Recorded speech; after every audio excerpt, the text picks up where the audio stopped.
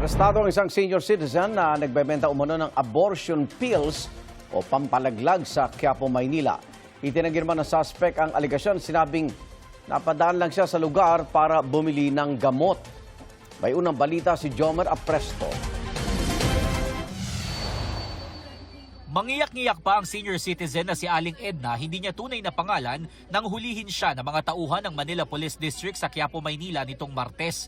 Ang 65 years old na suspect naaktuhan daw na nagbebenta ng abortion pills o gamot pampalaglag ayon sa pulisya.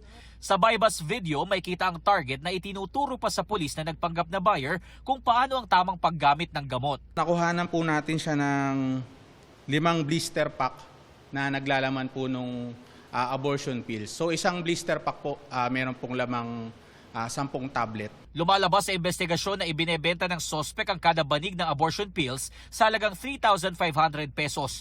Kalakip nito ang isang papel kung saan nakalagay ang instruction kung paano ito iinumin. Pero sabi ng sospek, wala siyang kinalaman sa nangyari at nataon lang nabibili rin siya ng gamot. Napadana kasi kukuha ko ng gamot ko. Sabi ko nga po sa inyo, ayoko na po magpa-interview. Maharap ang sospek sa mga reklamong paglabag sa Philippine Pharmacy Law, paglabag sa Food, Drug and Cosmetic Act at paglabag sa FDA Law. Noong nakaraang taon, nagkaroon din ng operasyon ng MPD kaugnay sa bentahan ng abortion pills at isang senior citizen din ang nahuli noon. Ang supplier daw noon ng gamot, isang foreigner na may asawang Pinay na tukoy na ang pagkakakilanlan. Bukod sa Maynila, ibinebenta din umano ito sa iba't ibang bahagi ng Metro Manila sa pamamagitan ng online transaction. I-validate po natin yun kung meron pong pagkakaugnay yung supplier nitong suspect natin dun sa previous na operation na naganap. Ito ang unang balita, Jomer Apresto, GMA News.